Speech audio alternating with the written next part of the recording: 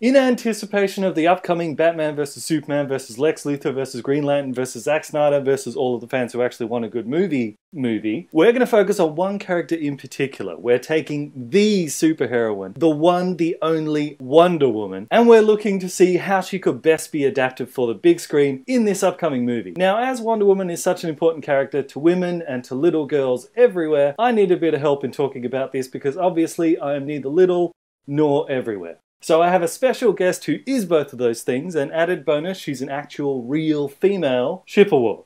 Huh? What do you mean by that? That's good stuff. So, Shipperwar, we've put our heads together and we've thrashed out a list of how to make Wonder Woman awesome. Do you want to kick it off? Absolutely. Hollywood, I hope you're listening.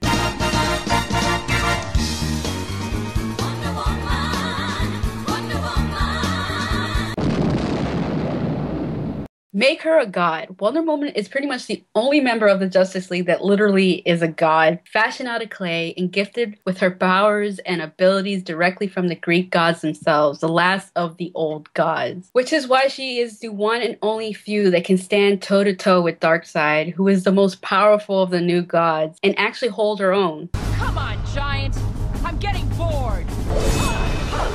While some may refer to Superman as a god, when really he's super-powered alien, she actually is. And she's damn proud of it. She's proud of her heritage. She's proud of who she is. They need to make her a god in the movie and not apologize for it. She comes from a place where myth is a reality. She was a sparring partner of Ares, the god of war. She grew up punching the god of war into the ground. You're no match for an Amazon. Make her a god and make her proud of it. However, something that a lot of people don't realize is that Wonder Woman has no obligation to protect Earth at all. It's not her world. It's not her people. She has no dog in any of our fights. It's only because of her sense of compassion, a gift from Aphrodite, that she puts herself out there to risk her own life in defense of Earth. Superman defends Earth because it's his adopted home. Batman defends Gotham because he grew up there. Aquaman defends Earth because he rules 70% of Earth's surface.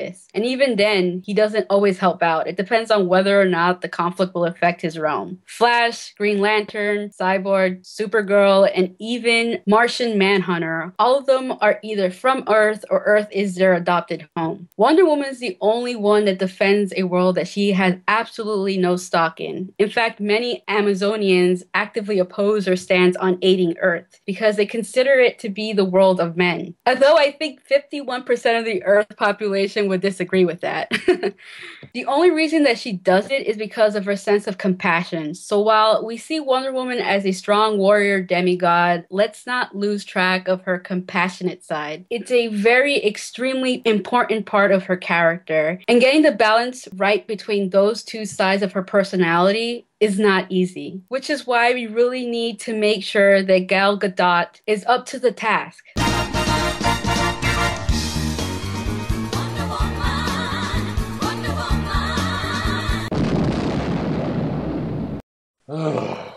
Man, where do I even start? Despite the fact that the character's already suffered a devastating blow by having Gal Gadot cast to play the legendary Amazon, it might still be okay if they whip her into shape. We already know that she's been working out for the role, that's good news. Ha ha ha, look at that. Flexing that teeny tiny little muscle. It's adorable. But there's more to being Wonder Woman than just being able to swing a sword around. It's an attitude, a mentality. Wonder Woman is super, yes, but her real power comes from channeling her inner strength. So Gal Gadot needs to be able to display this. That doesn't sound anything like me. Had I?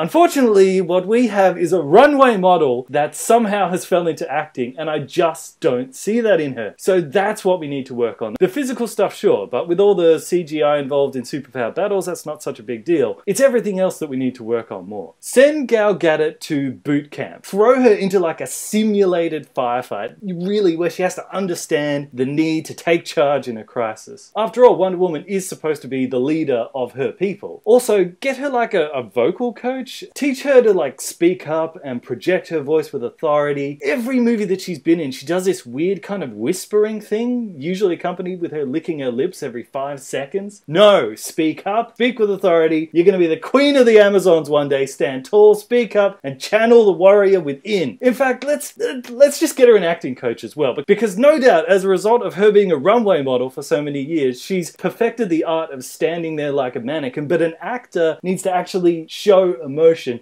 Emote, damn you, emote! That's what we need to do. We need a team of experts, acting coaches, personal trainers, speech therapists, military personnel, training her, teaching her, working on her day in, day out, week in, week out, month after month ceaselessly for the next 2 years, so by the end of it, maybe we will have someone worthy to be called Wonder Woman. That's what we need to do. Or we could just cast someone better. Your call, Warner Brothers.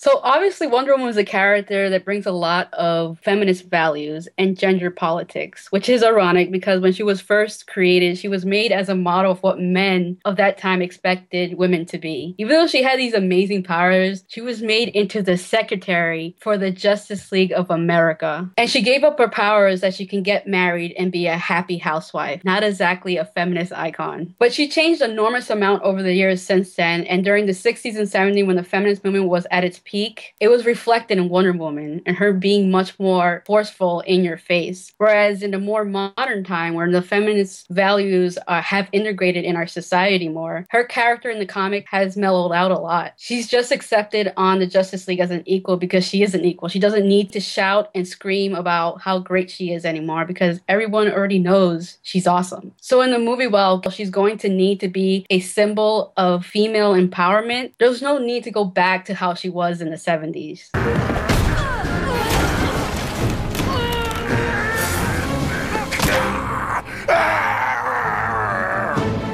We don't need that scene where a bunch of sleazy guys start harassing her and she throws them through a wall. It's been done thousands of times before in movie. It's a really fake and shallow way of looking at female empowerment. Like, I would prefer a scene where some young teenage boys are being dirty and sleazy to her, and she doesn't want to beat up and humiliate teenage boys, so she just ignores them. And then later during the big villain battle, she could save the lives of those young boys. And afterward, we see those boys saying, "We love Wonder Woman, she's awesome." So through her actions, she changed their attitude and their way of thinking of women. I think that approach would be a much more meaningful statement of feminism rather than just, "You better respect me or I'm going to punch you in the face."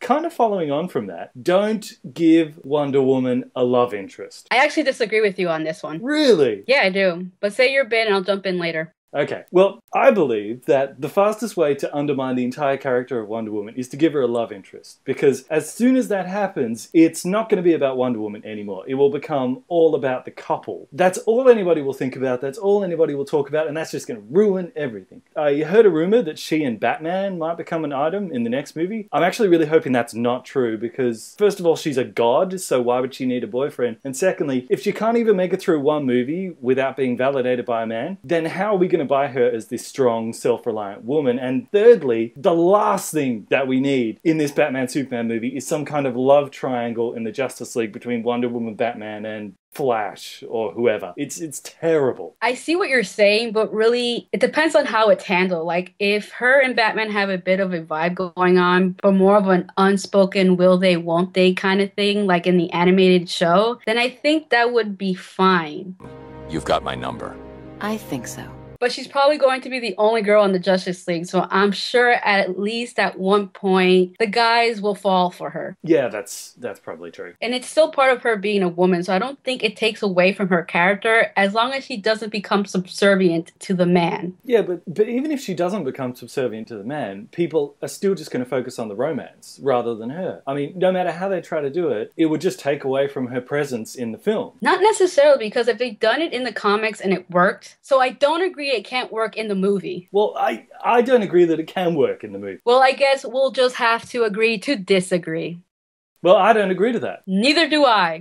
Thank you everyone for watching. I want to thank Bandit Incorporated for inviting me to talk about making Wonder Woman awesome, because everything is awesome. Everything is better when you're part of a team. Please check out Bandit Incorporated's channel. He has great content on films and nerdy things, which we all love. He breaks them down, puts logic to them, makes you triple think things when it comes to certain situations with movies and movie news, and also, most importantly, he makes you laugh while doing all of that. So if you can, please click that subscribe button on his channel and show your love. Thanks again all for watching, and goodbye. Neither do I. Say it angry. Say, well, neither do I. Like that. Okay. Neither do I. I can't do angry, I'm sorry. I'm not an angry person. Okay. This makes me seem like a bully. You're just like, yeah, okay. And I'm like, ah!